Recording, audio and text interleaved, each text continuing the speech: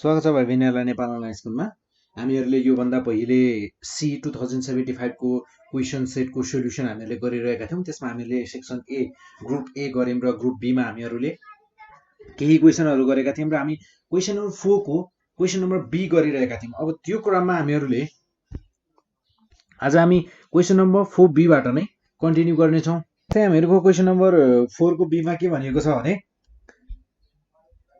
यसमा भनेको छ त प्रेजेन्ट प्राइस अफ अ बस, एउटा बसको प्राइस अहिले चाहिँ 40 लाख रुपियाँ छ अनि त्यसको चाहिँ केही वर्षपछि त्यसको प्राइस चाहिँ 29,16,000 रुपियाँ भयो भन्छ। अनि त्यसको प्राइस चाहिँ 10% पर एनम, एक वर्षमा 10% को रेटले त्यसको पर एनमको रूपमा घटिरहेको छ भन्छ। र हामीहरूलाई भनेको छ कति टाइम लागेर घट्यो होला त, त्यो 40 लाखबाट 29,16,000 पुग्न कति टाइम लाग्यो होला यो रेटमा घट्दै आउँदा भनेर हामीहरूले सोधेको छ। सो अब हामीहरू यसमा हामीहरूलाई गिभन भनेको प्रेजेन्ट भ्याल्यु गिभन छ र हामीहरूको एउटा प्रोजेक्टेड भ्याल्यु गर्न सक्छौँ।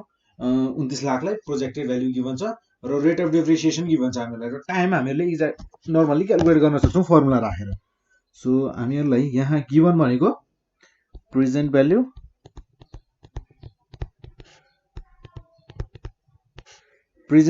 र मैले प्रेजेन्ट भ्याल्युलाई मैले पी भनेर भने, ल पी भनेर भने। देन प्रेजेन्ट भ्याल्यु भनेको मेरो छ 40 लाख रुपियाँ, प्रेजेन्ट भ्याल्यु छ 40 लाख। देन हामीहरूसँग छ projected value,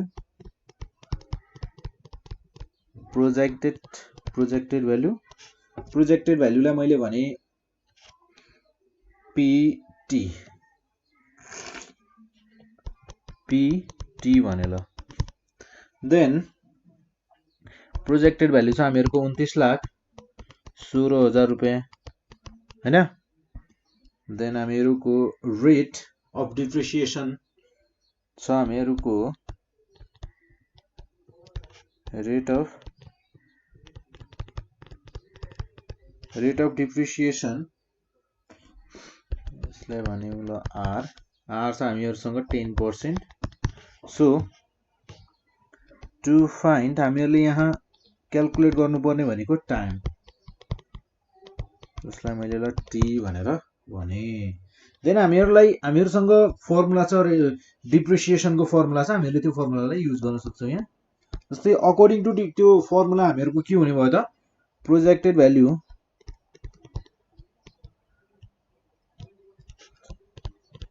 value PT is equals to present value 1 minus R by 100 whole to the power T. Then अब हामीहरू यहाँबाट क्यालकुलेट गर्न सक्छौँ। हामीहरूको प्रोजेक्टेड भ्याल्यु छ 29,16,000 रुपियाँ। देन हामीहरूको प्रेजेन्ट भ्याल्यु भनेको 40 लाख रुपियाँ। सो 1 माइनस रेट छ हामीहरूसँग 10% को रेटले बढिरहेको छ। देन टाइम हामीहरूको क्यालकुलेट गर्नुपर्ने छ हामीहरूले। देन हामीहरूको 40 लाख मल्टिप्लाईको फर्ममा चाहिँ यसलाई हामीहरू 29 लाखलाई राइट साइडमा ल्याउँदा यो डिभाइडमा बस्ने भयो। सो यसलाई हामी यहाँ ल्याएर डिभाइड गर्न सक्छौँ 29 लाखलाई। 3 वटा 0 क्यान्सल आउट भयो, यो 16,000 0 1 माइनस 0.1 हुने भयो whole to the power T. र यसलाई हामी क्यालकुलेट गर्यौँ भने यसलाई हामीहरूले पाउँछौँ 2,916 रुपियाँ, 2,916 डिभाइडेड बाई 4,000। सो यो भयो हामीहरूको 0.729 इज इक्वल्स टु, यो हुने भयो हामीहरूको 0.9 whole to the power 2। So हामीहरू जस्तै अब यहाँ हामीहरूले चेक गर्न सक्छौँ यसलाई कसरी भने, तपाईहरूको 0.9 टु दी पावर जस्तै 3 राख्दा 0.729, हामीहरूको 0.9 को क्युब भनेको 0.9 टु दी पावर टी हुने भयो। 0.9 को क्युब भनेको 0.729 हुने भयो। र यसै गरी हामीहरूको बेस सेम छ। सो हामी पावर इक्वल गर्न सक्छौँ 3 is equals to T, therefore T is equals to 3। hence the required time is 3 years. हामीहरुको 3 वर्ष लाग्ने रहेछ। हामीहरुको बसको प्राइस 40 लाख रुपैयाँ थियो, जुन बसको 40 लाख रुपैयाँ थियो त्यसलाई त्यो वर्षको प्राइस 29,16,000 पुग्न 10% पर एनमको रेटमा यदि त्यो घट्यो भने त्यसको प्राइस 29,16,000 रुपैयाँ पुग्न 2 वर्ष हामीहरुले 3 वर्ष हामीहरुले वेट गर्नुपर्ने रहेछ। यदि हामीहरुसँग पैसा छैन 29 लाखमै हामीहरुले किन्नु पर्ने छ भने, हैन त? त्यही यो कुरा। सो अब हामी जाउँ क्वेशन नम्बर 5 मा। अब क्वेशन नम्बर 5 मा हामीलाई ट्रायंगलबाट सोधिएको छ क्वेशन। यहाँ क्वेशन नम्बर 5 मा के छ भने यहाँ हामीहरुलाई भनेको छ क्वेशन नम्बर 5A र 5A मा सोधिएको छ हामीलाई find the area of the triangle भनेर भनेको छ। Find the area of the triangle अनि हामीहरुलाई यहाँ ट्रायंगलको साइडहरु गिवन छ। Find the area of triangle ABC in the given figure भनेर भनेको छ। in the given figure र हामीहरुलाई यहाँ फिगर दिएको छ। कस्तो छ भने फिगर छ यस्तो र यसमा हामीहरुलाई गिवन भनेको यो साइडको लेन्थ गिवन छ। यो छ हामीहरुको 12 सेन्टिमिटर र यसै गरी यो लेन्थ छ हामीहरुलाई 13 सेन्टिमिटर र यो दिएको छ हामीहरुलाई 8 सेन्टिमिटर A B C र यहाँबाट हियर हामीहरु भन्न सक्छौं here let ABC let A B and C be the sides of a triangle ABC. So हामीहरुको A भनेको हामीहरुको हुने भयो 13 सेन्टिमिटर र इज इक्वल्स टु B, यसलाई भनौं C। B भनेको हामीहरुको हुने भयो 8 सेन्टिमिटर र त्यसै गरी हामीहरुको C भनेको 12 सेन्टिमिटर छ। देन अब हामीहरुलाई यहाँ एरिया निकाल्नु पर्ने छ। हामीहरुको ट्रायंगलको एरिया के हुन्छ?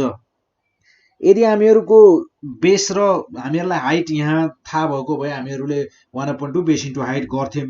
तर अब हामीहरुलाई यहाँ हाइट त थाहा छैन। सो अब हामीहरुले यहाँ पहिले फर्स्ट अफ अल हामी यहाँ पेरिमिटर क्याल्कुलेट गर्छौं, सेमी पेरिमिटर निकाल्छौं। So semi perimeter S is equals to हामीहरुको हुन्छ A plus B plus C by 2। Then यो हुने भयो हामीहरुको 13 प्लस 12 प्लस 8 अपन 2। यो कति हुने भयो त हामीहरुको 12 8 20 20 प्लस 13 33 बाइ 2 हुने भयो। देन 33 बाइ 2 लाई हामी पोइन्टमा लेख्दा सजिलो होला कि? सो यसलाई 33.5 भनेको हामीहरुको कति हुने भयो 16.5 16 को 32 हुन्छ 33 हुन लागि 0.5 सो 16.5 भनेको हामीहरुको सेन्टिमिटर भनेको हामीहरुको सेमी पेरिमिटर भयो। देन हामीहरुको एरिया अफ ट्रायंगल के हुन्छ त? अब एरिया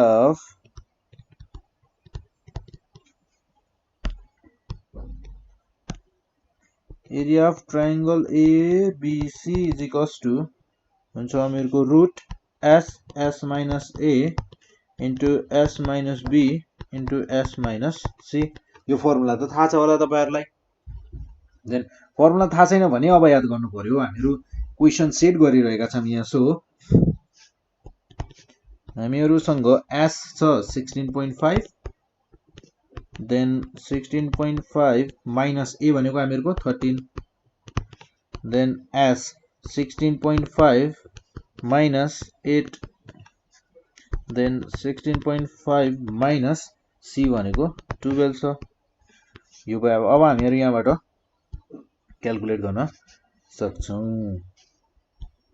देन यहाँबाट हुने भयो हामीहरूको 16.5 इन्टु 16.5 माइनस 13 3.5 3.5 इन्टु 16 माइनस 8 हुन्थ्यो तर 0.5 पनि छ हामीहरूसँग, यानि कि 8.5 इन्टु 16.5 माइनस 12 16 माइनस 12 4 अनि 4.5 पनि छ हामीहरूसँग, देन 4.5 र अब हामी यसलाई क्याल्कुलेट गर्न सक्छौं। देन 16.5 इन्टु 3.5 इन्टु 8.5 इन्टु 4.5 यो भनेको हुने भयो हामीहरूको 2208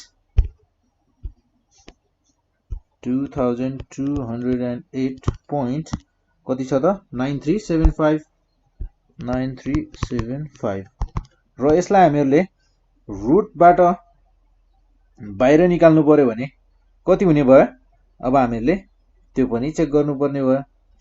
देन यसको पावरमा हुने भयो हामीहरूको 1/2 यानि कि 0.5 यो भनेको भयो हामीहरूको 46.9999 यसलाई हामी 46.999 छ, यसलाई हामी लेख्न सक्छौं 47 सेन्टिमिटर स्क्वायर भनेर लेख्न सक्छौं। हामीहरूको एरिया अफ ट्रायंगल एबीसी कति रहेछ त, hence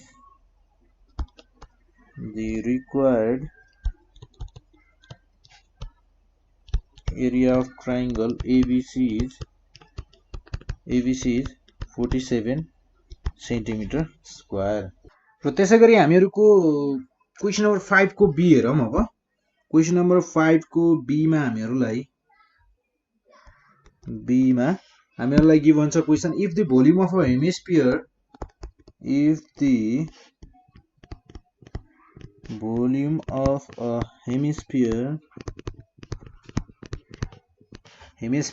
is 3888 pi cubic centimeter, then हामीलाई भनेको छ फाइन्ड इट्स डायमिटर भनेको छ, देन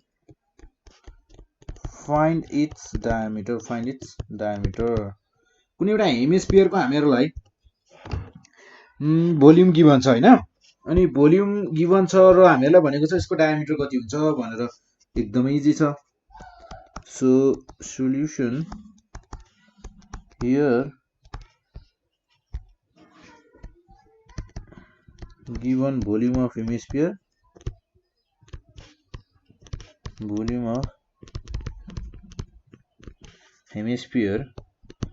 B भनौं, यो गिभन छ हामीलाई 3888 पाई सेन्टिमिटर क्यूब। देन हामीलाई टु फाइन्ड हामीले यहाँ निकाल्नु पर्ने भनेको टु फाइन्ड डायमिटर अफ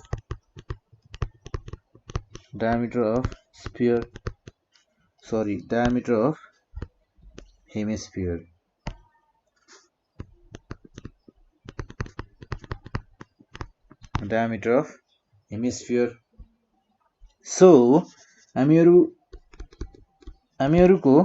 जस्तै अब हेमिस्फियरको कुरा गर्ने हो भने यदि तपाईहरुले स्फियरको थाहा छ भने पनि यहाँ हामीहरूको काम चल्न सक्छ।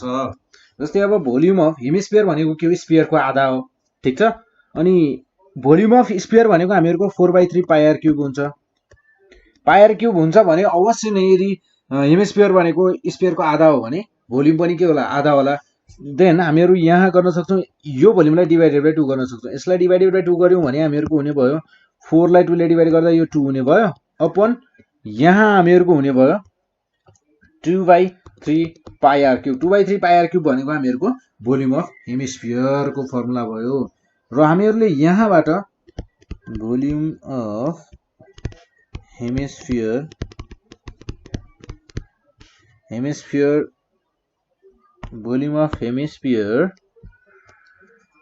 B is equals to हामीहरूलाई गिभन छ B is equals to 3888 पाई हामीहरूलाई गिभन छ। देन हामीहरूको भोल्युम अफ हेमिस्फियर भनेको 2/3 पाई r क्यूब, ठीक छ। देन 3888 पाई हामीले यहाँबाट पाई र पाई क्यान्सल आउट गर्न सक्छौं so r cube is equals to 3888 into 3/2 गर्न सक्छौं ओके देन हामीहरु क्याल्कुलेट गर्न सक्छौं यहाँ अब 3888 into 3 divided by 2 गर्दा यो हुने भयो हामीहरुको 5832 r cube is equals to र हामीहरुको r भनेको क्यूब रुट 5832 हुने भयो यसको क्यूब रुट भनेको जस्तै यो भनेको हुन्छ हामीहरुको 18 को क्यूब भनेको हुन्छ 5832 so r is equals to हुने भयो हामीहरुको 18 को क्यूब यहाँ क्यूब रुट छ therefore r is equals to हुने भयो हामीहरुको 18 हामीहरुको केमा छ यो सेन्टिमिटरमा देन हामीहरुको यसको युनिट पनि के हुने भयो त सेन्टिमिटर हुने भयो हामीहरुको रेडियस 18 सेन्टिमिटर रहेछ देन हामीहरुको रेडियस 18 सेन्टिमिटर छ भने डायामिटर कति हुने भयो त अब डायामिटर त ठ्याक्कै डबल पो हुने भयो डायामिटर अफ हेमिस्फियर